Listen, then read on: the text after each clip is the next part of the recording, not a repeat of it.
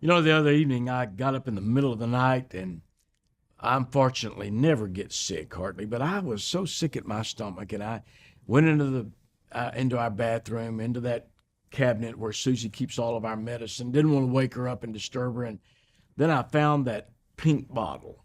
And I got that bottle off the shelf, and just before I opened it to take it, I saw in big block letters, red letters on the side of the bottle, "Shake well before using."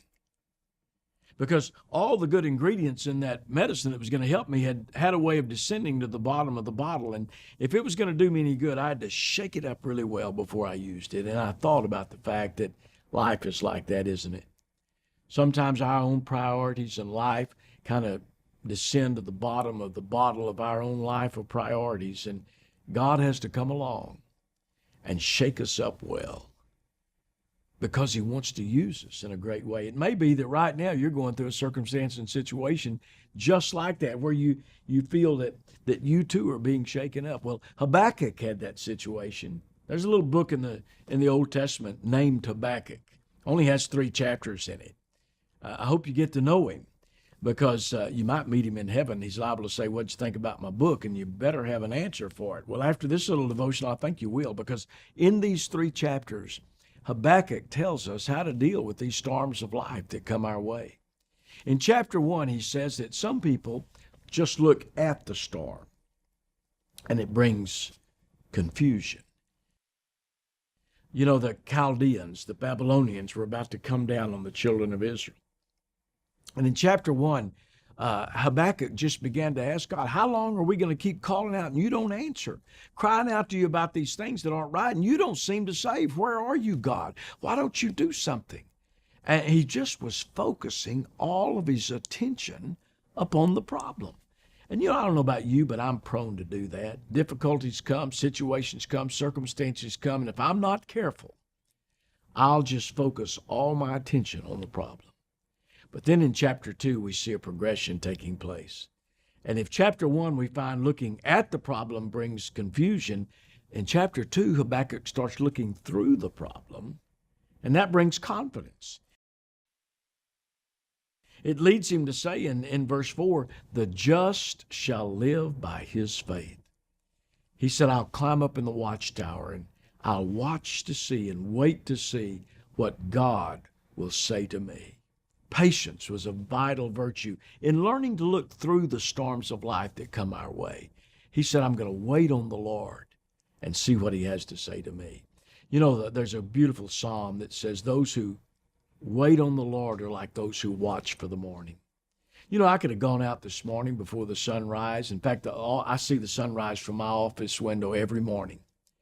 But you know what I could do? I could get here an hour earlier, and I could move my watch up. But the sun doesn't rise on my watch.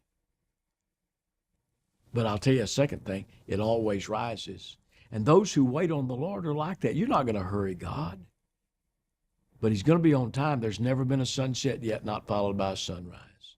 But then Habakkuk goes on to tell us there's a better way to deal with storms. Looking at them brings confusion. Looking through them brings confidence and faith.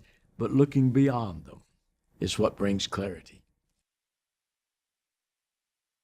He closes that little book in chapter 3, verse 17 by saying, "If the fig tree doesn't blossom, if there's no fruit on the vine, if the cattle shall fail, if there's no olive oil, and there's no cattle in the stall, if everything goes to put," he says, "yet will I rejoice in the Lord. I will joy in the God of my salvation.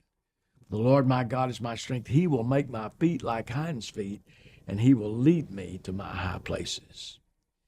You know why Habakkuk could say the 2 "I wills" in verse 17, "I will rejoice in the Lord and I will joy in the God of myself," because of the 2 "he wills" in the next verse. He will make my feet like hinds' feet. You ever seen a deer scale over obstacles? That's what God will do with us. He'll help us overcome our obstacles, and he will lead us to our high places. God is trying to tell us through this little book of Habakkuk that he may be in a process of refining our faith, that we may be being shook up right now, but it's only because he wants to use us. So when difficulties come, don't just look at the storm. It'll just bring confusion. It'll lead you to ask a bunch of questions that can't be answered like Habakkuk. Don't just look through the storm. Look beyond the storm and know that there's a new day coming. This is what Jesus did. In fact, he said for the joy that was set before him, he endured the cross, despising the shame. God can see past today.